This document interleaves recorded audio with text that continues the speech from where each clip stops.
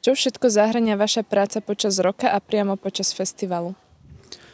Tak ja som v tej pozícii umeleckého riaditeľa, takže počas roka sa staráme o vybavovanie programu filmového, takže pozeráme filmy z festivalov celého sveta, snažíme sa nájsť nejaké novinky, či už z domácej tvorby alebo zo svetovej, čiže výber filmov, ale takisto všetky tie prípravné organizačné činnosti, ktoré s festivalom súvisia. Pripravíme sprievodný program, industry program, píšeme granty, sáňame financovanie a to robíme počas roka. A potom už v priebehu festivalu už je to také milšie, lebo všetko je pripravené, kiná sú pripravené, ľudia chodia do kina na filmy, prichádzajú filmové delegácie, máme odovzdávanie cien, čiže to už je také oficiálnejšie veci, sú tu medzinárodné poroty, takže komunikácia s hostiami a tak ďalej. Podľa akých kritérií vyberáte filmy do hlavného programu festivalu? Čo musí film mať, aby vás zaujal? Tak máme tu niekoľko medzinárodných súťaží a máme tu niekoľko selektorov, alebo teda zostávateľov týchto súťažných sekcií, ale aj tých nesúťažných sekcií. Takže snažíme sa priniesť to najnovšie, najoriginálnejšie a tie najvýznamnejšie tituly, ktoré sa nám podarí za ten posledný rok pre festival zohnať. Festival nesie označenie Art Film. Čo pre vás osobne znamená umelecký film a ako sa tento pojem mení v súčasnosti? Tak umelecký film je v podstate film, ktorý by mal priniesť niečo inovatívne, či už z hľadiska kreatívneho spracovania tej danej témy, ale takisto aj teda častokrát sú to aj nové témy, ktoré momentálne tých ľudí zaujímajú. Čiže či už je toto obsahové, hľadisko tematické alebo spôsob spracovania toho filmu. Myslím si, že vzniká veľa filmov a ten film je veľmi dynamický, vyvíja sa, takže tie umelecké formy sa menia, ale teda my kladieme dôraz práve na tieto originálne, nové, formálne prvky, ale aj obsahové. Ako ste už spomínali, tento ročník festivalu priniesol množstvo zaujímavých a nových snímok. Máte svojich favoritov, ktoré by ste odporúčili divákom a prečo? Tak pre mňa je to ťažké, hej, pretože mám vzťah k tým filmom, ktoré som vyberal. Vyberal som ich na základe toho, že sa mi páčili. Čiže z tohto hľadiska je to ťažké povedať jednoznačne, lebo ku každému mám určitý vzťah.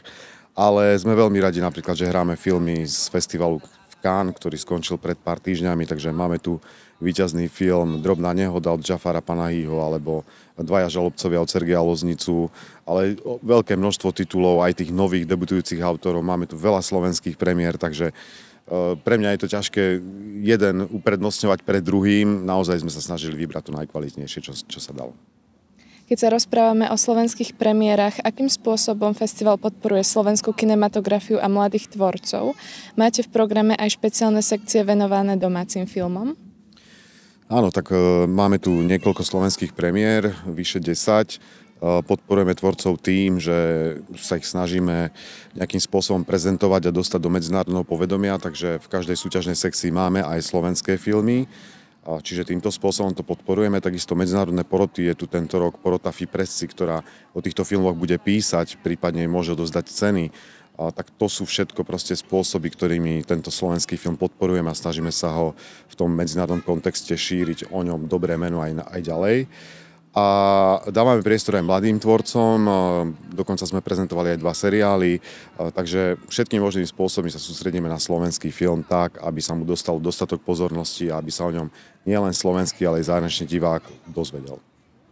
Keďže Artfilm je medzinárodný filmový festival, ako sa snažíte budovať dialog medzi slovenským a medzinárodným publikom prostredníctvom programu festivalu?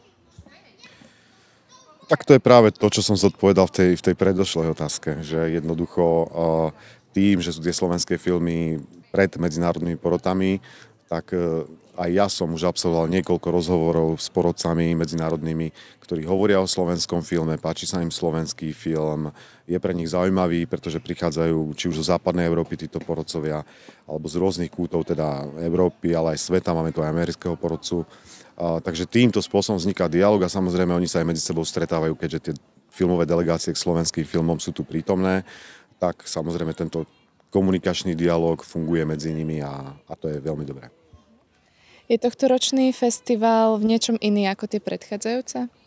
Tak je iný napríklad v tom, že naozaj poprvýkrát tu máme medzinárodnú porotu, ktorá je zložená z členov Medzinárodnej federácie filmových kritikov FIPRESCI.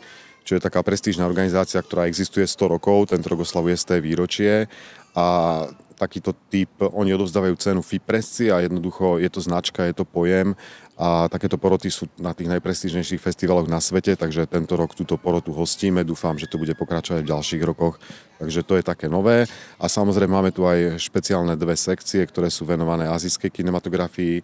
Je to sekcia farby, chute a piesne Indie, čiže výber bollywoodských a proste indických titulov, za čo sme veľmi radi. Táto spolupráca vznikla v spolupráci Art Filmu s indickou ambasádou v Slovenskej republike. A takisto tu máme sekciu Nová nádej v čínskej kinematografii, ktorú pre nás zostavil náš spolupracovník švédsky Tom Palmen, takže to je také akože nové. Ostatné tie sekcie sa v podstate ako keby opakujú alebo sú dramaturgicky zostavené podobne ako minulý rok. Festival sa koná v Košiciach. Aký význam má toto mesto pre Artfilm a ako vnímate jeho kultúrne zázemie? Tak Košice majú absolútne veľký podiel na tom celom, pretože je to krásne historické kultúrne mesto, ktoré má výbornú atmosféru. Pre nás sú tu vynikajúce podmienky tým, že všetky kiná, v ktorých premietame, je ich 7, ale máme tu aj množstvo ďalších sprievodných podujatí v iných priestoroch, sa nachádzajú na pešo od seba, čiže je to naozaj dostupné krokom. Takže Košice ako mesto je jednoducho fantastická lokácia, z ktorej sa nám veľmi páči a dúfam, že tu budeme môcť pokračovať. Čo by ste si želali pre budúcnosť festivalu? Kam by ste ho chceli umelecky a programovo posunúť v nasledujúcich rokoch? Tak festival začal svoju 4. dekádu, takže mu prajem ďalšie úspešné ročníky a čo najviac divákov a čo najviac dobrých filmov, veľa hostí a aby si to vlastne všetci tí ľudia s tým svetovým filmom, ale aj s tou domácou kinematografiou na našom festivale čo najviac užili a my robíme všetko preto, aby sme na Slovensku priniesli naozaj špičkové podujatie, ktoré sa venuje filmovému umeniu.